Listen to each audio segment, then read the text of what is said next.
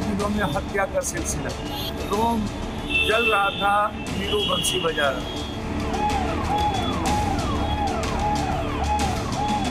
Law and order नाम की कोई चीज नहीं है। मुख्यमंत्री जी के नियंत्रण में बिहार है ही नहीं। इसको गंभीरता से लेते हुए बिहार पुलिस 72 घंटे के अंदर इसका उद्बोधन कर देगी। बिहार के पूर्व मंत्री मुकेश सहनी के पिता की हत्या के बाद बिहार में राजनेताओं के जुबानी तरकश से निकल रहे ये शब्दों के तीर, लेकिन इस बार निशाने पर खुद सुशासन बाबू यानी नीतीश कुमार थे और निशाना साधने वालों में आरजेडी, कांग्रेस और निर्दलीय सांसद पप्पू यादव भी शामिल। असल में मुकेश सहनी के पिता की हत्या को लेकर आरजेडी हमलावर है। वहीं आरजेडी जिसके शासनकाल को जंगल राज की संज्ञा दी जाती थी, लेकिन अब आरजेडी को पलटवार का मौका मिल गया है, जिसमें उसके पुराने दुश्मन पप्पू यादव भी दोस्त बनकर साथ निभा रहे हैं। बिहार के हर जिलों में हत्या का सिलसिला और आज एक संघर्षशील लीडर मुकेश जी के पिता की हत्या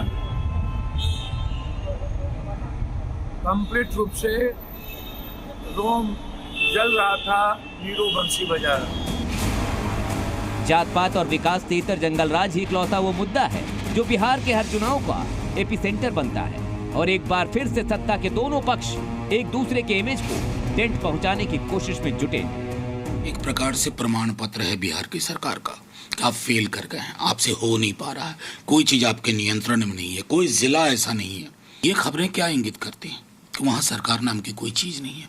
पता नहीं मुख्यमंत्री जी चला रहे हैं या उनके आसपास के 3-4 लोग चला रहे हैं या बीजेपी के 2-3 लोग चला रहे हैं, लेकिन कुल मिलाकर चल नहीं पा रहा है।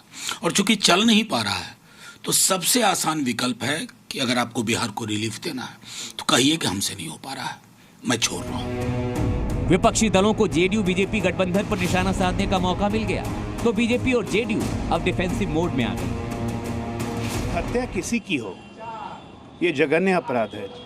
चाहे एक आम आदमी की हत्या हो, चाहे वो मासूमों की हत्या हो, चाहे वीआईपी के मुकेश सहनी जी के पिताजी की हत्या हो, ये जघन्य अपराध है और इस अपराध को बिहार कभी बर्दाश्त नहीं करेगा, बिहार की पुलिस बर्दाश्त नहीं करेगी। 72 घंटों के अंदर इसका उद्बोधन किया जाएगा, इसमें कोई शक नहीं है। सरकार इसे पूरा गंभीरता से ले रही है और प्रशासन और पुलिस अधिकारियों को सख्त निर्देश दिया गया है कि अपराधी किसी भी सूरत में बचना नहीं चाहिए। वहीं हर अपराध के बाद जंगलराज की बात कहने वाले आरजेडी को निशाने पर लेने वाले नेता अब बैकफुट पर रूटीन बाइट दे रहे हैं, कार्रवाई की बात कर रहे हैं और सुशासन बाबू की इमेज तक इसकी आंच न आ जाए इस बात की पूरी कोशिश में जुटे हैं। दरअसल बिहार में सरकार किसी की भी हो, अपराध और अपराधियों का दुस्साहस समय समय पर लॉ एंड ऑर्डर को इसी तरह से चैलेंज करता रहा है और सियासी दलों को राजनीति करने का गोल्डन चांस भी देता रहा है। मगर अब बिहार विधानसभा चुनाव में ज्यादा वक्त नहीं बचा है। एक टर्म में 3 बार मुख्यमंत्री पद की शपथ ले चुके नीतीश कुमार किस टीम में रहेंगे, इस पर बड़े बड़े राजनीतिक पंडित भी दावा नहीं कर पा रहे हैं। लेकिन अपराध और खासतौर पर जीतन सहनी हत्याकांड को लेकर विपक्ष जिस तरह से हमलावर है, इससे साफ है आने वाले चुनाव में इस मुद्दे की गूंज जरूर सुनेंगे। ब्यूरो रिपोर्ट, जी मीडिया।